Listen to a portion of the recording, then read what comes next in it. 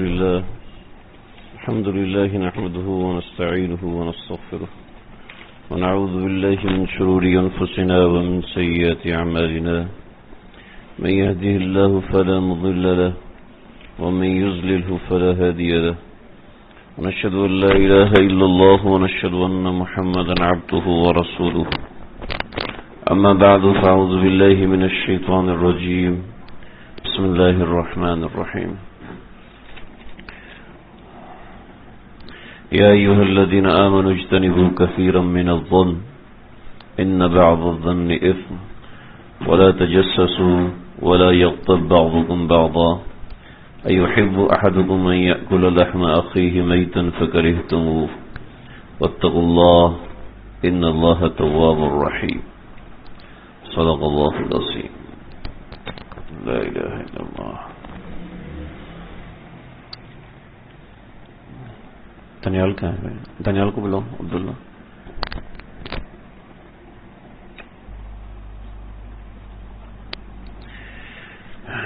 انسان بڑا کمزور ہے اور اللہ انسان کو اس کی کمزوری دکھاتے ہیں. کبھی بیماری دے کر، تکلیف دے کر، پریشانی میں مبتلا کر کے، اور ثبوت دیتے ہیں کہ مانو کہ تم کمزور ہو، اقرار کرو اس بات کا کہ تم کمزور ہو. حضرت علی رضی اللہ تعالیٰ عنہ فرماتے ہیں عرفت ربی بفسق العظائم. اس کو آپ سنبھال لیں.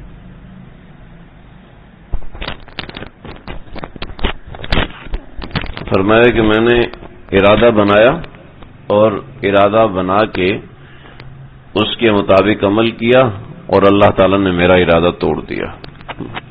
عرفت ربی بفسق العظائم. میرا ایک ارادہ تھا اور اللہ کا دوسرا ارادہ تھا، اور اللہ نے اپنے حکم سے میرے ارادے کو پاش کر دیا. میرے ارادے کی اللہ کے حکم کے سامنے کوئی ویلیو نہیں. میں نے جتنے بھی اسباب اختیار کیے ان سب اسباب کے اللہ کے سامنے کوئی حیثیت نہیں. پچھلے ہفتے ہم بیان شروع کر رہے تھے نا، 10-15 منٹ لیٹ ہو گیا. وہ تار نہیں مل رہی تھی، نئی تار منگوائی برس. وہ تار یہاں پڑی ہوئی تھی سامنے. آپ لوگ اٹھ کے گئے یا رومال رکھا تھا اس کو اٹھایا، اس کے نیچے پڑی. ہر الماری چھان لی، ہر جگہ چھان لی. انسان کمزور ہے. اللہ انسان کو دکھاتے ہیں کہ تم کتنے کمزور ہو. اور اللہ کے سامنے جو شخص اپنی عاجزی کا، انکساری کا جتنا اعتراف کرتا ہے اتنا زیادہ اللہ رب العزت اس سے خوش ہوتے ہیں. من تواضع للہ رفعہ اللہ من تکبر وضعہ اللہ. جو اپنے آپ کو بڑا سمجھتا ہے، اپنے آپ کو عظیم و برتر سمجھتا ہے، اللہ رب العزت اس کو توڑ کے رکھ دیتے ہیں. من تکبر وضعہ اللہ، اللہ اس کو خود توڑتے ہیں. تکبر کی علامت ہے انسان دوسرے سے بدگمانی کرتا ہے. تکبر کی علامت ہے انسان دوسرے کے بارے میں غلط سوچتا ہے، اپنے بارے میں اچھا سوچتا ہے. میں تو اتنا اچھا، میں تو یہ، میں تو وہ، میرے اندر کوئی خامی نہیں، اس کے اندر یہ خامی، اس کے اندر یہ عیب، اس کے اندر یہ نقص، اس کے اندر یہ برائی، اس کے اندر یہ خامی. میں یہ اچھا، میں اتنا اچھا، میں نے یہ کیا، میں نے وہ کیا. اپنے بارے میں بہت اچھا سوچتا ہے اور دوسرے کے بارے میں نقائص سوچتا ہے، دوسرے کی کمیاں سوچتا ہے. اس سے انسان کے ظرف کا پتہ چلتا ہے کہ انسان کا ظرف بتاتا ہے کہ تو کتنا بڑا ہے، اور انسان کا ظرف جتنا چھوٹا ہوتا ہے اس کی سوچ اتنی چھوٹی ہوتی ہے. ہمارے دین نے ہمیں سوچنے کا طریقہ بھی سکھایا. ہمارے دین نے سخت منع کیا، نفرت کروائی اس چیز سے کہ تم کسی کے بارے میں غلط سوچو. ہمارے سوچنے پہ پابندی لگا دی. یہ میری سوچ آزاد ہے، میں اپنی مرضی سے چلتا ہوں، اپنے طریقے سے آگے بڑھتا ہوں، اپنے طریقے کے مطابق چلتا ہوں. شریعت نے اس کو ذرا پسند نہیں کیا.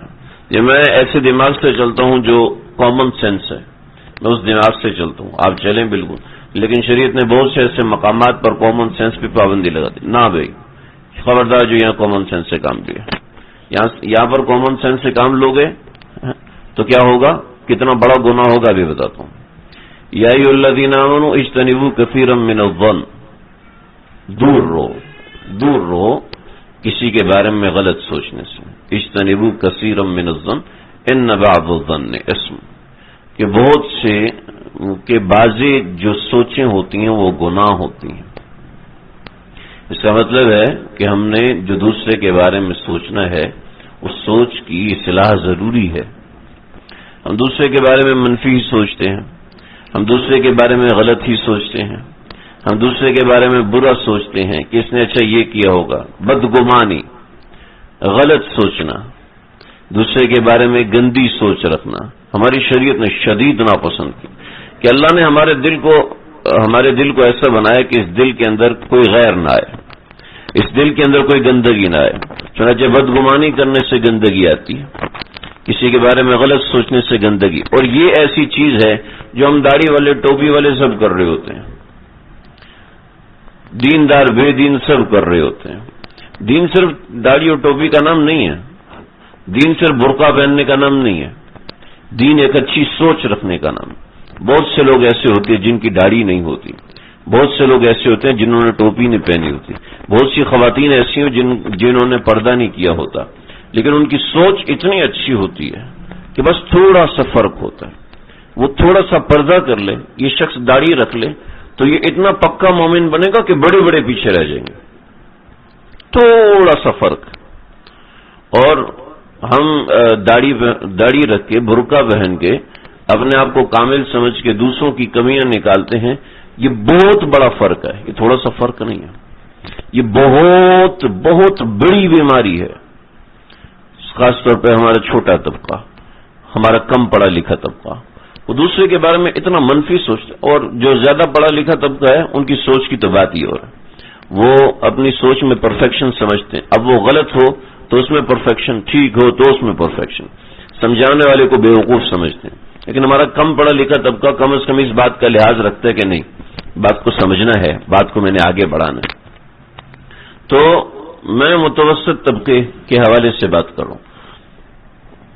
نبی اکرم صلی اللہ علیہ وسلم نے شدید ناراضگی کا اظہار فرمایا جب بھی کسی نے آپ صلی اللہ علیہ وسلم کے سامنے چھوٹی سوچ کا ذکر کیا.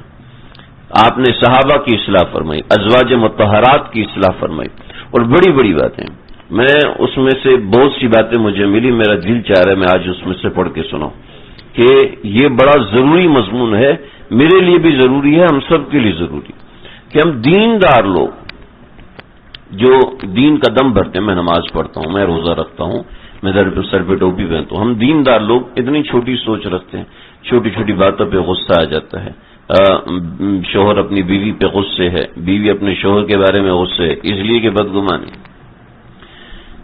اللہ اللہ. چلیے سناتا ہوں.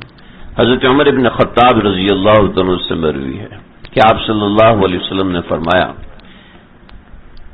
تیرے مسلمان بھائی کی زبان سے جو کلمہ نکلا ہو، جہاں تک تجھ سے ہو سکے اس کو بھلائی اور اچھائی پر محمول کر.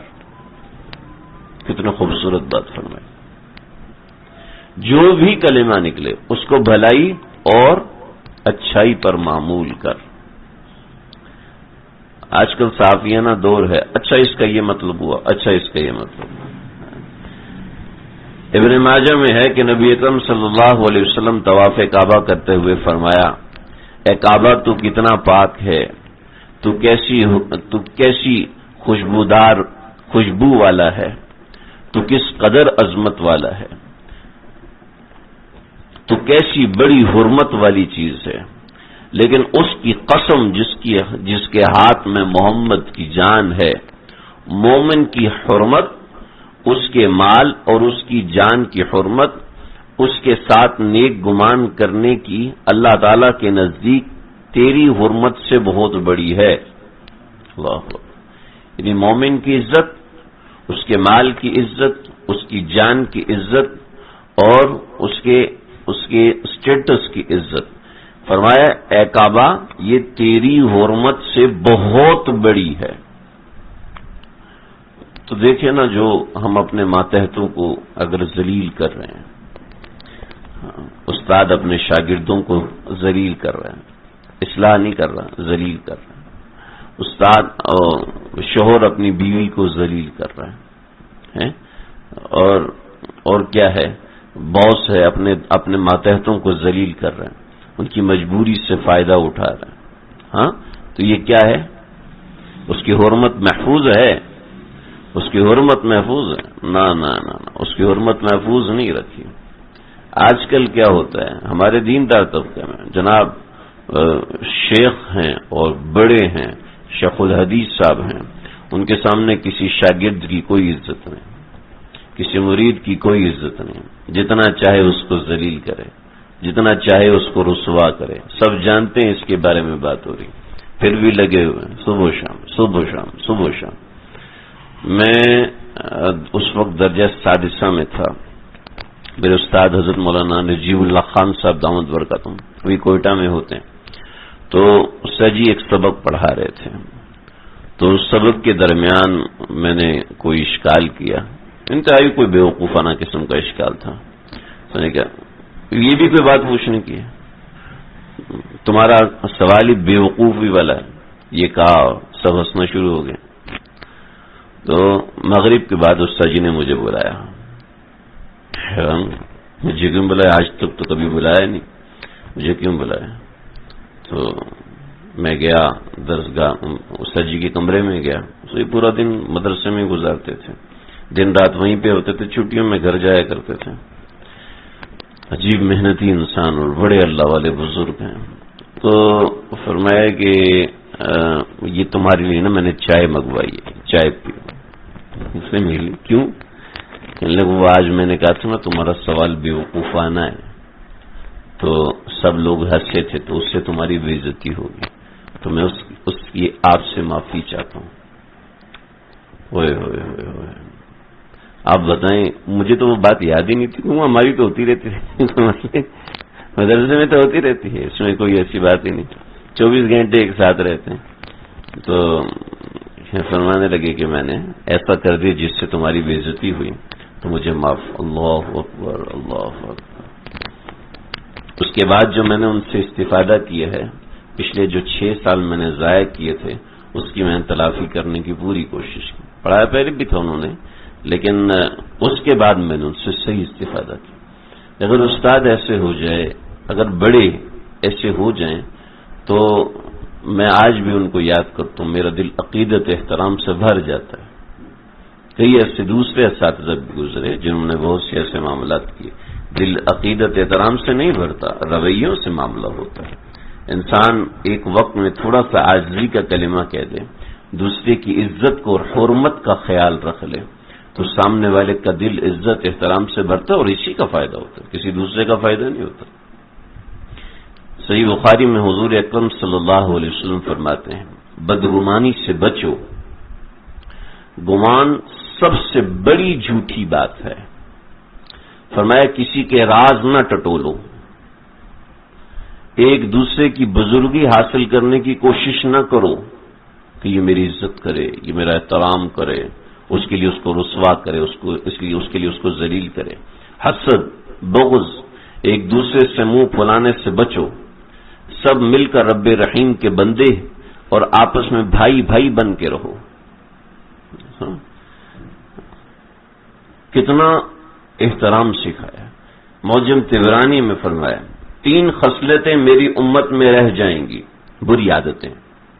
نمبر 1 فعال لینا، کہ مستقبل کی پیشن گوئی کر رہے ہیں، فعال لینا، مستقبل کی پیشن گوئیاں جو ہو رہی ہوتی ہیں کسی عامل سے اور اس طرح، فرمایا یہ بڑی خصلت ہے۔ دوسرا حسد کرنا، جلنا کسی سے، اور تیسرا بدگمانی۔ فعال لینا اور حسد کرنا یہ آج کا موضوع نہیں، بدگمانی کے حوالے سے میں چیزیں سنوں گا۔ تو صحابہ نے پوچھا کہ یا رسول اللہ اس کا تدارک کیا ہے؟ فرمایا کہ جب حسد کر تو استغفار کر لے، جب گمان پیدا کر تو چھوڑ دے اور یقین نہ کر، اور جب شگون لے تو خواہ نیک نکلے یا بد، بس اپنے کام سے نہ رک، اپنے کام کو پورا کرو، اپنے کام کو پورا کرو۔ کوئی شگون لے مطلب یہ ہے کہ خیال آ رہا ہے کہ ایسا نہ ہو جائے، ویسا نہ ہو جائے، ایسا نہ ہو جائے، ویسا نہ ہو جائے، تو جو استخارہ کیا آپ نے اور جو آپ نے مشورہ کر کے آپ کا عمل آیا، اس عمل کے اوپر چلتے رہو، شگون نہ لو، یعنی اندازے نہ لگو۔ ابو داؤد میں ہے کہ ایک شخص نے حضرت ابن مسعود کے پاس لایا گیا، ایک شخص تو ابن مسعود کے پاس لایا گیا تو کہا کہ اس کی داڑھی سے شراب کے قطرے گر رہے ہیں۔ آپ نے فرمایا ہمیں بھیڑ ٹٹولنے سے منع فرمایا گیا ہے، اگر ہمارے سامنے کوئی چیز ظاہر ہوگی تو ہم اس پر پکڑ کر سکتے ہیں، جو چیز ظاہر نہیں ہوئی ہمیں اس کے پیچھے پڑنے کی ضرورت نہیں۔ اس کی داڑھی میں شراب کے قطرے ٹپک رہے ہیں تو کیا مطلب؟ اس نے شراب پی ہوگی نا، شراب پی ہوگی نا جب قطرے ٹپک رہے ہیں۔ ہمیں اس کی اجازت نہیں ہے، ہم اس کے بارے میں سوچیں۔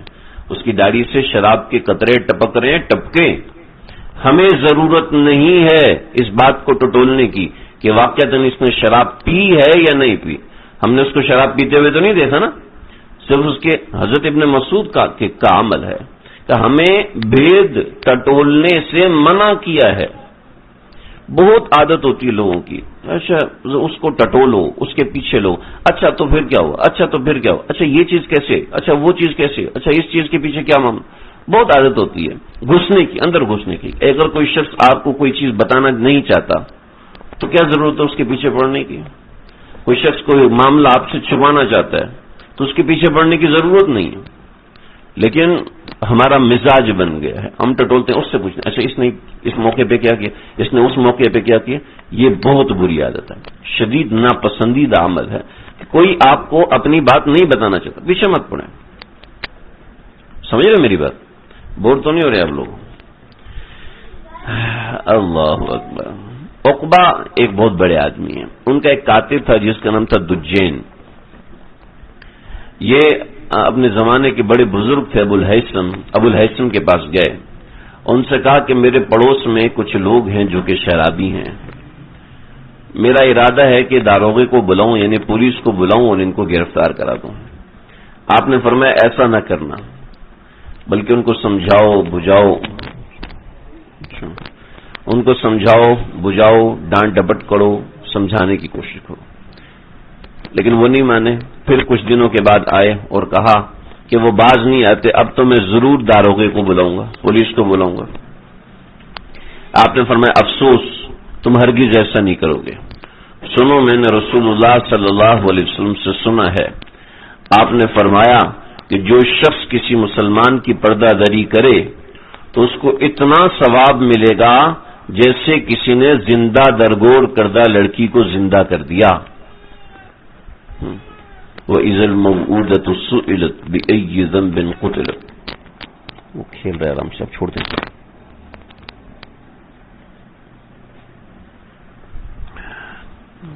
سنیں ذرا، ایک آدمی ہے وہ اپنے بچے کو زندہ دفن کر رہا ہے اور آپ اس کے بچے کو بچا لیتے ہیں، یہ کتنی بڑی نیکی ہے، کتنی بڑی نیکی۔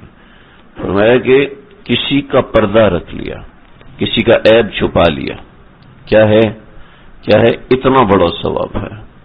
ہم تو اخبار بن جاتے ہیں، ارے تمہیں پتہ چلا، ارے تمہیں پتہ چلا، ارے تمہیں پتہ چلا، سیاسی مخالفت ہو یا معاشرتی مخالفت ہو یا گھریلو مخالفت ہو، ساس اور نند کا مسئلہ ہو یا کوئی ایسی چیز ہو، یا کوئی ایسی چیز ہو، لیکن ہمارے ہاں عیب جوئی ایسی ہوتی ہے، ایک دوسرے کی پردہ دری کر، شوہر بیوی کی پردہ دری کر رہا ہے مردوں کے سامنے، بیوی شوہر کی پردہ دری کر رہی ہے، بیوی شوہر کی بے عزتی کر رہی ہے دوسری عورتوں کے سامنے، اور دوسری عورتیں دوسری عورتوں کو بہکاتی ہیں۔ کیا ضرورت ہے، شوہروں کو جوتیے کے نوک پہ رکھو، سیدھے رہتے ہیں۔ یہ کیا ہے؟ ہمارے معاشرے میں ویلیوز ختم ہوگی، اقدار ختم ہوگی۔ یعنی اللہ نے جس عورت کو ماں بنایا، جس عورت کو بیوی بنایا، جس عورت کو بہن بنایا، جس عورت کو بیٹی بنایا، جس عورت کو بیوی بنایا، اللہ نے بڑے بڑے درجات دیے، خالہ بنایا، پھوپھی بنایا، چچی بنایا، ممانی بنایا، بڑے بڑے اللہ نے درجات دیے، بڑی محبت اور عزت کے رشتے دیے، اور وہ عورت ابھی اپنے نئے رشتے میں، جی میں مینیجر ہوں، میں سی او ہوں، میں یہ ہوں، میں وہ، میں نے اتنی ایجوکیشن کی ہوئی ہے، میں نے وہاں سے ڈگری لی ہوئی، میں نے وہاں سے، یہ کیا ہے؟ عورت اپنے نئے عہدے بنا رہی ہے، مرد اپنے نئے عہدے بنا رہا ہے، نئی چیزیں جس سے وہ سمجھتا ہے کہ مجھے عزت ملے گی۔ جس سے وہ سمجھتے ہیں مجھے مقام اور مرتبہ ملے گا. انجینئر بننے سے عزت نہیں ملتی، وہ ڈگری ملتی ہے. ڈاکٹر بننے سے عزت نہیں ملتی، ایک ڈگری ملتی ہے. عزت ملتی ہے اچھا انسان بننے سے. یہی ڈاکٹر ہوتا ہے، لوگ اس کو گالیاں دیتے ہیں، اور یہی ڈاکٹر ہوتا ہے لوگ اس کے پاؤں پکڑتے ہیں. اگر اچھا انسان ہے تو یہ ہوگا، اگر برا انسان ہے تو وہ ہوگا. اللہ رب العزت نے ہمیں طریقے بتائے، سلیقے بتائے. اللہ اکبر. سنن ابی داؤد میں حضرت معاویہ فرماتے ہیں کہ رسول اللہ صلی اللہ علیہ وسلم نے فرمایا کہ اگر تو لوگوں کی پوشیدگیاں ان کے راز ٹٹولنے کے در پہ ہوگا تو ان کو بگاڑ دے گا. فرمایا کہ ممکن ہے کہ تو انہیں خراب کر دے، یعنی تم جب راز تلاش کرو گے لوگوں کے تو وہ اچھی بات بھی تمہیں بری معلوم ہوگی. جب راز کے پیچھے پڑو گے تو اس کی اچھائی بھی برائی معلوم ہوگی. یہ میں نے اپنی آنکھوں سے دیکھا، میں کیا کیا بتاؤں گا. سنن ابی داؤد کی ایک حدیث ہے کہ امیر اور بادشاہ جب اپنے تختوں اور رعایا کی برائیاں ٹٹولنے لگ جاتا ہے اور گہرا اترنا شروع کر دیتا ہے تو وہ ان کو بگاڑ دیتا ہے. فرمایا کہ تجسس نہ کرو، پیچھے نہ پڑو. آج کل کیا ہے، ہمارے میڈیا نے یہی کام کیا تھا کہ پیچھے پڑتے ہیں پیچھے زندگی کی کوئی پرائیویسی نہیں رہتی، اور وہ دوسرا شہرت میں آنا چاہتا ہے، اور تیسرا اس طریقے سے پریشان، زندگی سے پریشان. کیا ہے؟ تجسس اور ٹو. تجسس اور ٹو ایک ایسی چیزیں ہیں کہ جس نے ہم سے ہمارا دین چھین لیا. ہم اس کو گناہ نہیں سمجھتے ہیں کہ گناہ تو یہ ہے جس نے جھوٹ بولا گناہ ہے، جس نے رشوت کھائی گناہ کیا. لیکن تجسس اور ٹو یہ ایسی چیزیں ہیں جس نے ہم سے ہماری عبادات چھین لی. نمازوں کے اندر بھی اسی میں لگا ہوا ہے، روزے کے اندر بھی اسی کی تلاش ہے. نہ قرآن کی فکر، نہ حدیث کی فکر، نہ اپنی آخرت بنانے کی فکر. آخرت کتنی یاد آتی ہے، رسول اللہ صلی اللہ علیہ وسلم کتنے یاد آتے ہیں، موت اور قبر کا اندھیرا کتنا یاد آتا ہے. جو رات قبر میں گزرنی ہے وہ زمین پہ گزر نہیں سکتی. اللہ اکبر. امام ابو حنیفہ فرمایا کرتے تھے فسوف ترى اذ انكشف الغبار، فسوف ترى اذ انكشف الغبار افرس تحت رجلك ام حمار. ارے یہ جب دنیا کے دھوکے اور یہ سب چیزیں تیری آنکھوں سے ہٹیں گی نا، فسوف ترى اذ انكشف الغبار، کہ جب غبار تیری آنکھوں سے چھٹے گا تو دیکھے گا افرس تحت رجلك ام حمار، کہ تیرے پاؤں کے نیچے گدھا ہے یا گھوڑا ہے. پھر تجھے پتا چلے گا. جنت بھی ہے دوزخ بھی ہے، نہیں مانتا تو مر کے دیکھ. جب انسان مرتا ہے تو پھر آنکھ اصل کھلتی ہے، پھر سمجھ میں آتی. جب وہ غبار انسان سوچتا ہے، اپنی موت کو یاد کرتا ہے، جی ہمیں بڑے اشکالات ہیں، جی ہمیں بڑے اعتراضات ہیں، ہمیں یہ مولویوں کی باتیں سمجھ میں نہیں، ہمیں یہ باتیں مولویوں کی بات تھوڑی، مولا کی بات ہے، رسول اللہ کی بات ہے. اگر آپ کو سمجھ میں نہیں آتی تو اس کا مطلب یہ ہے نا کہ آپ کو ہر چیز سمجھ میں آتی ہے، آپ کو اس کے علاوہ ہر چیز سمجھ میں آتی ہے. تو کال کیسے جاتی ہے، کیسے آتی ہے، وہ سمجھا سکتے ہیں آپ. سمجھانے کے بعد کیا فائدہ ہوگا؟ کمپیوٹر لینگویج آپ کو آتی ہے، ڈاکٹری کے علوم سارے آتے ہیں، انجینئرنگ کے علوم سارے آتے ہیں، معاشرتی علوم سارے آتے ہیں، معاشیات کے علوم، اکنامک سب آتی ہے. آپ اکاؤنٹنگ کی ہر ایکویشن آپ حل کر سکتے ہیں. وہ تو حل نہیں کر سکتے، لیکن یہ ہمیں سب آتا ہے. وہاں پہ ٹیچر کی مانتے ہیں، یہاں مولوی کو نہیں ماننا. کیوں؟ کیونکہ یہاں پتہ ہے کہ شیطان سب سے بڑا دشمن ہے علماء دین کا، کہ جو دین کی رہنمائی کرنے والے ہیں. شیطان جب آپ صلی اللہ علیہ وسلم موجود تھے تو اس وقت سب سے بڑا دشمن رسول اللہ کا تھا، اور جب رسول اللہ چلے گئے تو اب دشمن ہے سب سے زیادہ علماء کا، کہ لوگ علماء کے قریب آئیں گے تو اصل دین سیکھیں گے. لوگ علماء کے قریب آئیں گے تو ان کو آخرت کی فکر ہوگی، ان کو قبر کی فکر ہوگی، اللہ کے سامنے جانے کی فکر ہوگی، اللہ کے سوال کی فکر ہوگی. چنانچہ کہتے جی ان کے عیب تلاش کرو. تجسس جب یہ عادت ہوتی ہے تو ہر شخص برا لگتا ہے. علماء دین بھی برے لگتے ہیں، دین کا نام بھی برا لگتا ہے. بس ایک من پسند کی کوئی چیز اچھی لگنا شروع ہوتی اور اسی کے نظریات کے اندر انسان چلنا شروع ہو جاتا ہے. اللہ اکبر. اللہ بہت خطرناک بات ذکر کر رہا ہوں. حضرت عائشہ صدیقہ رضی اللہ تعالی عنہا نے ایک مرتبہ آپ صلی اللہ علیہ وسلم سے کہا کہ حضرت صفیہ جو ہے نا وہ ایسی انہوں نے ان کی کوئی برائی بیان کی. حضرت صفیہ کا قد چھوٹا تھا تو حضرت عائشہ صدیقہ رضی اللہ تعالیٰ عنہ نے حضرت صفیہ کے بارے میں کہا وہ تو ایسی ایسی. تو آپ صلی اللہ علیہ وسلم نے فرمایا عائشہ تو جانتی ہے تو نے کیسی بات کی ہے, تو جانتی ہے تو نے کیسی خطرناک بات کی ہے. کیا ہوا؟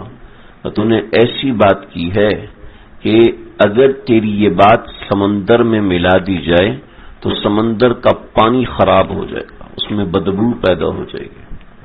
سمندر کے پانی میں 70%, 90% نمک ہوتا ہے, وہ پانی کبھی خراب ہو سکتا ہے. اپنے ہمیں اس بات میں اتنی بدبو ہے کہ جو سمندروں کے پانی کو تباہ کر دے. اف اف اف اف. ہم لوگ کیسے عیب بیان کر رہے ہوتے ہیں, اتنا چھوٹا سا عیب بیان کی کہ چھوٹے گدھ کی, ایسی اشارہ کی چھوٹے گدھ کی, اور ہم کیسے عیب کھل کے بیان کر رہے ہوتے ہیں. اللہ. پھر آپ نے اس کی ایک اور وضاحت فرمائی. ایک بی بی آئی آپ صلی اللہ علیہ وسلم کے پاس, حضرت عائشہ نے یہی بات فرمائی. تو آپ نے فرمایا کہ عائشہ تو جانتی ہے تو نے کیا کیا؟ فرمایا کہ تو نے غیبت کی, اور غیبت حرام ہے, غیبت حرام ہے. اللہ اکبر. ہاں جہاں پر ضرورت ہو بتانا ضروری ہے. جیسے ایک شخص آیا آپ کے پاس رشتے کے لیے, پوچھنے کے لیے آیا جی فلاں بندہ ہے, اس کا ہم رشتہ لے کے جا رہے ہیں, تو وہ بندہ ٹھیک ہے کہ نہیں؟ آپ بتائیں نہیں ٹھیک نہیں ہے, ہرگز ٹھیک نہیں ہے. ہرگز آپ اپنی بیٹی وہاں پر نہ دیں, وہاں بتانا آپ کی ذمہ داری بنتی ہے. اگر آپ نے وہاں غلط بیانی کام کی, وہاں پہ آپ نے غیبت نہیں کی تو آپ کو گناہ ہوگا. وہاں آپ کو غیبت کرنا ضروری ہے, بتانا ضروری ہے کہ بندہ بالکل مناسب نہیں. فاطمہ بنت قیس رضی اللہ تعالیٰ عنہا نبی اکرم صلی اللہ علیہ وسلم کے پاس آئیں. یا رسول اللہ, مجھے حضرت معاویہ نے رشتہ بھیجا ہے اور ابو الجہم ان دونوں نے رشتہ بھیجا ہے, تو میں کس کے پاس جاؤں؟ یہاں پر ذکر نہیں ہے, ایک اور روایت میں تیسرے صحابی کا ذکر. تو آپ نے فرمایا کہ معاویہ تو بہت غریب آدمی ہے, وہ تمہیں صحیح سے رکھ نہیں سکے گا. اس وقت حضرت معاویہ بہت غریب تھے, اور ابو الجہم وہ بڑا غصے والا, وہ اپنی بیویوں کی پٹائی کرتا ہے, مشہور ہے اس کے اندر. لہذا دونوں کے ساتھ شادی کرنا مناسب نہیں. آپ نے 21 آدمی ریکمینڈ کیا کہ اس کے ساتھ شادی. ابو داؤد کی روایت میں نہیں ہے, دارمی اور سنن کی روایت میں دوسری روایت موجود ہے. تو یہ بڑی اہم باتیں ہیں. نبی اکرم صلی اللہ علیہ وسلم نے فرمایا کہ مسلمان کا مال, اس کی عزت, اس کا خون مسلمان پر حرام ہے. انسان کو اتنی برائی کافی ہے کہ وہ اپنے دوسرے مسلمان بھائی کی حقارت کرے. ہم حقارت کریں, حقارت سے دیکھنے کے لیے. اس آدمی کو دیکھو, اس کی تو داڑھی نہیں ہے. اس آدمی کو دیکھو, اس نے تو شیو کیا ہوا ہے, اس کو شرم نہیں آتی. اس آدمی کو دیکھو بد نظری کر رہا ہے, اللہ کی لعنت پڑ رہی ہے اس کو. حقارت سے دیکھا, حقارت سے دیکھا. ہمیں کوئی حق نہیں ہے ہم کسی کو حقارت سے دیکھیں, چاہے وہ کتنا ہی بددین کیوں نہیں ہے, چاہے وہ کتنا ہی دین سے دور کیوں نہیں ہے. ہمیں, ہاں میں اپنے آپ کو حقیر, وہ اپنے آپ کو حقیر سمجھے, لیکن ہمیں کوئی اجازت نہیں ہے. یہاں اولاد اپنے ماں باپ کو برا سمجھ رہی ہوتی ہے, یہاں اولاد اپنے ماں باپ کو کتانے دے رہی ہوتی ہے, شوہر اپنی بیوی کو حقیر سمجھ رہا ہوتا ہے, بیوی اپنے شوہر کو حقیر اور گھٹیا سمجھ رہی ہوتی ہے. کیا سمجھتے ہیں دین؟ یہ دین ہے. اور بظاہر ہم دیندار بھی ہیں. چلو جو دیندار نہیں ہے میں ان کی بات نہیں کر رہا, لیکن یہاں تو عام طور پہ وہ لوگ ہیں جو دیندار بننا چاہتے ہیں, دین کے اندر آگے ترقی کرنا چاہتے ہیں. تو سمجھیں بھئی, کسی انسان کو حقیر سمجھنا, کسی انسان کو گھٹیا سمجھنا. آگے ایک اور الارمنگ سچویشن, الارمنگ حدیث جسے میں کہتا ہوں. اے لوگوں, رسول اللہ صلی اللہ علیہ وسلم فرمایا, اے لوگوں جن کی زبانیں تو ایمان لا چکی ہیں لیکن دل ایمان نہیں لائے. جن کی زبانیں ایمان لا چکی ہیں لیکن دل ایمان نہیں لائے. فرمایا تم مسلمانوں کی غیبتیں کرنا چھوڑ دو, ان کے عیب کو ریدنا چھوڑ دو, اللہ, ان کو بدنام اور رسوا کرنا چھوڑ دو, ورنہ تم اپنے گھر والوں میں بدنام اور رسوا ہو جاؤ گے. اللہ اکبر. تو سمجھ رہے ہوتے ہیں کہ ہماری بڑی رسپیکٹ ہے, ہماری بڑی کوئی رسپیکٹ نہیں ہوتی. میرے پاس خاندان کے بہت سے جھگڑے آتے ہیں, اور آپ یقین کیجئے گا اس جھگڑوں کے اندر میں نوٹ کرتا ہوں کہ ایک آدمی کی بڑی عزت ہو رہی ہوتی ہے. جتنے جھگڑے آتے ہیں اکثر و بیشتر ایک آدمی کی بڑی عزت ہو رہی ہوتی ہے, اور وہ آدمی ہوتا ہے جو دونوں فریقین سے تمیز سے بات کر رہا ہوتا ہے، ورنہ دونوں فریقین ایک دوسرے سے گتھم گتھا ہوتے ہیں اور بدزبانی کر رہے ہوتے ہیں. لیکن جس آدمی کی عزت اور رسپیکٹ ہوتی ہے وہ یہ ہوتی ہے کہ وہ دوسرے کی عزت کر رہا ہوتا ہے، دل سے عزت کر رہا ہوتا ہے، ایسا نہیں صرف منہ سے عزت کر رہا ہے کہ بس تھوڑا سا اس کو ہائپر کریں گے اور وہ ہائپر ہوتے ہیں، ہائپر ٹینسی میں اتنا چھوڑے گا اس کو غصہ آنا شروع، ایسا نہیں. وہ واقعتاً دل سے عزت کر رہا ہوتا ہے کہ بھائی کچھ بھی ہے یہ ہمارے بڑے ہیں، کچھ بھی ہے یہ ہمارے چھوٹے ہیں، کچھ بھی یہ ہماری بہن ہے، کچھ بھی یہ ہمارا بھائی ہے. اس شخص کی بڑی عزت ہو رہی ہوتی ہے. لہذا کیا ہمیں وہ شخص بننا پسند نہیں ہے جو عزت دار؟ ہم سمجھتے جی اس طرح بولنے سے ہماری عزت بڑھے گی، اس طرح شاؤٹ کرنے سے کوئی کبھی عزت نہیں بڑھی. دنیا کے اندر کوئی شخص نہیں ہے جس نے غصے سے فیصلہ کیا اور اس کا فیصلہ ٹھیک ہوا ہو. میں آپ کو بہت سے واقعات سنا چکا ہوں. اللہ مسند ابی اعلیٰ کے اندر آپ صلی اللہ علیہ وسلم کا ایک خطبہ ہے. خطبے کی حدیث میں بھی ذکر کر رہا ہوں.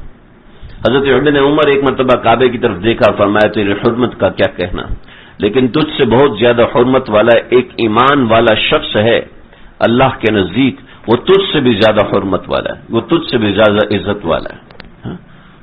کسی دوسرے کو حقارت سے دیکھنے والے کا کیا مقام ہوگا. سنن ابی داؤد میں جس نے کسی مسلمان کی برائی کر کے ایک نوالا حاصل کیا، کسی مسلمان کی برائی کر کے کچھ ملتا نہیں ہے، لیکن اگر کسی شخص نے مسلمان کی برائی کر کے ایک نوالا حاصل کیا، اسے جہنم کی اتنی ہی غذا کھلائی جائے گی جتنی اس نے دنیا میں برائی کی ہے. اور جس نے مسلمان کی برائی کرنے پر پوشاک حاصل کی، اللہ تعالیٰ اس کو جنت میں جہنمی پوشاک پہنائیں گے. اللہ ہماری حفاظت فرمائے. آگے آپ صلی اللہ علیہ وسلم کا خطبہ ہے. میں وہ سنا کے بس بات کو ختم کروں گا. لیکن اس سے پہلے معراج کی رات فرماتے ہیں کہ میں نے دیکھا کچھ لوگوں کے ناخن تانبے کے ہیں جس سے وہ اپنے چہرے اور سینے کو نوچ رہے ہیں.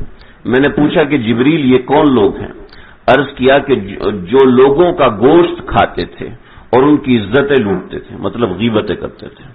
جو غیبتیں کرتے تھے ان کو اللہ تانبے کے ناخن دے گا. مجھے اس طرح عذاب کی روایتیں بیان کرنے کا جی نہیں چاہتا، لیکن یہ ہمارا معاشرتی ناسور ہے، ہمیں اس کو سمجھنا ہوگا.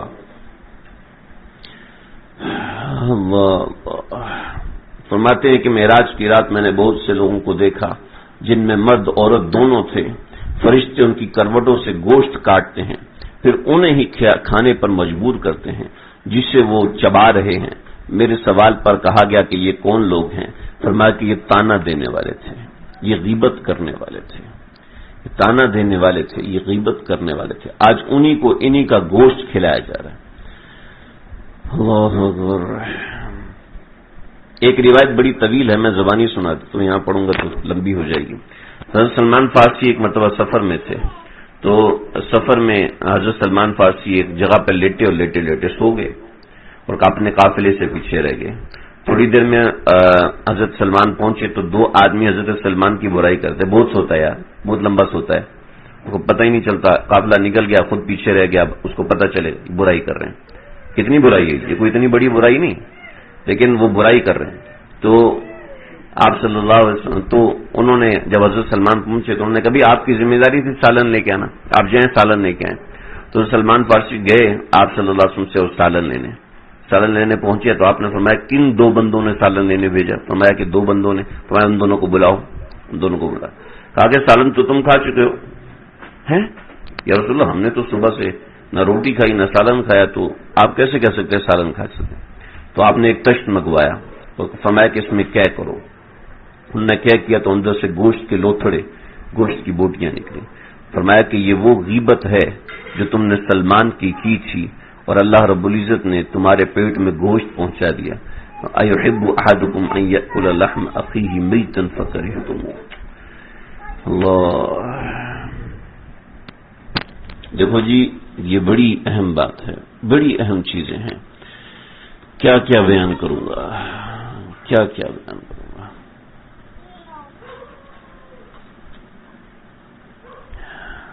اللہ اکبر.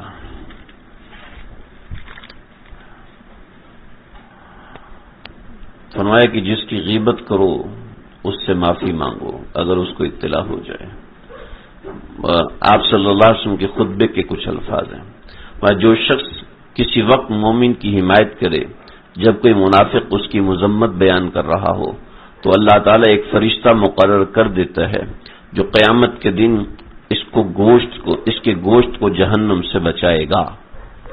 کوئی اگر کسی مسلمان کی غیبت کر رہا ہو، منع کریں کہ بھئی آپ غیبت نہ کریں۔ جی کیا کریں، ساس صاحبہ جو ہے وہ غیبت کرنا شروع کر دیتی ہے، انسان وہاں پریشان ہو جاتا ہے، تو ساس صاحبہ کو کہیں کہ اماں برائی بیان نہ کریں۔ اماں یہاں جی اماں ناراض ہو جاتی ہے، ایک دفعہ ناراض ہوگی، دوسری دفعہ ناراض، تیسری دفعہ ناراض ہوگی، 10ویں دفعہ ناراض ہوگی، آخر کو تو مانے گی۔ اس کو بتائیں کہ غیبت زنا سے اشد ہے، غیبت کا گناہ بہت بڑا ہے، غیبت کا گناہ ایسا خطرناک۔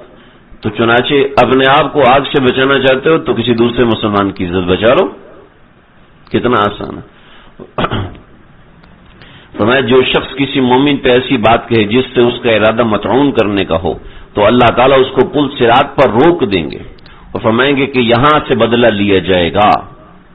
کہ جو شخص کسی مسلمان کی بے عزتی ایسی جگہ پر کرے جہاں اس کی آبرو ریزی و توہین ہوتی ہو تو اللہ تعالیٰ بھی اس کو ایسی جگہ رسوا کرے گا جہاں وہ اپنی مدد کو طلب کرنے والا ہوگا، اور جو کسی مسلمان کی ایسی جگہ حمایت کرے تو اللہ اس کی ایسی جگہ پر نصرت بھی فرمائیں گے۔ اللہ تعالیٰ مجھے آپ ہم سب کو سمجھنے کی عمل کرنے کی توفیق عطا فرمائے۔ دوسروں کی عزت کرنا سیکھیں، دوسروں کی عزت کرنے والا انسان کبھی ناکام نہیں ہوتا۔ آپ علیہ الصلوۃ والسلام نے فرمایا کہ دوسرے کی عزت کرنے کی وجہ سے اگر کسی کی عزت میں کمی آ جاتی ہے تو قرب قیامت کے دن آ کے اپنی کمی کی ہوئی عزت مجھ سے حاصل کرے۔ اللہ تعالیٰ مجھے آپ ہم سب کو سمجھنے کی توفیق عطا فرمائے۔ وآخر دعوانا بسم اللہ الرحمن الرحیم الحمد للہ رب العالمین والصلاة والسلام على سید الانبیاء والمرسلین ربنا تقبل منا انك انت السميع العليم وتب علينا انك انت التواب الرحيم افرغ علينا صبرا وثبت اقدامنا وانصرنا على القوم الكافرين۔ یہ اللہ جو کہا ہے سنا ہے، کہنے والا بھی محتاج ہے، سننے والے بھی محتاج ہیں۔ اللہ ہم سب کی بگڑی بنا دیجیے، اللہ ہم سب کو اپنے پیار کے قابل بنا دیجیے، قلب سلیم، عقل سلیم، فہم سلیم عطا فرمائیے۔ اے دونوں جہانوں کے پروردگار، عالم کی ہدایت کو، عالم کو ہدایت کی طرف متوجہ فرما دیجیے۔ جو ہمارے ملک کی سیاسی صورتحال خراب ہو چکی ہے، اللہ آپ مسلمانوں کی مدد فرمائیے، اس ملک کی حفاظت فرمائیے۔ جو بجلی کا نظام، گیس کا نظام، معیشت کا نظام، تعلیمی نظام، علاج و معالجے کا نظام، امن و امان کا نظام دھرم برم ہو چکا ہے، اے اللہ آپ اس کی حفاظت فرمائیے۔ اللہ والے نیک صالح متقی پرہیزگار حکمران عطا فرمائیے۔ اللہ والے صالح متقی نیک پرہیزگار حکمران عطا فرمائیے۔ جو لوگ پریشان ہیں ان سب کی پریشانیوں کو دور فرمائیے، جو لوگ غم میں ہیں ان کے غموں کو دور فرمائیے، جو لوگ دکھوں میں تکلیفوں میں ہیں ان کے دکھوں کو تکلیفوں کو دور فرمائیے۔ اے پروردگار ہمارے گناہوں کو معاف فرمائیے۔ جن لوگوں نے دعاؤں کا کہا ہے اللہ ان سب کی حاجات کو پورا فرمائیے، ان سب کی حاجات کو پورا فرمائیے۔ اور آصف بھائی کو نرینہ صالح اولاد کی دولت سے نواز دیجیے۔ نعمان بھائی کے بیٹے عبداللہ کو، حسن کو، ان کے والدین کو صحت کلی سے نوازیے۔ ہمارے خالد بھائی ہیں ان کا کاروبار چلا دیجیے۔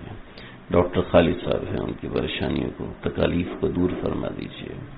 کہ ساتھ جو بھی تکلیف ہے راحت کا معاملہ فرمائیے۔ ہماری سب دعاؤں کو اپنی بارگاہ میں فضل سے شرف سے قبول فرمائیے۔ ربنا تقبل منا انك انت السميع العليم وتب علينا انك انت التواب الرحيم وصلى الله تعالى على خير خلقه محمد وآله وصحبه اجمعين۔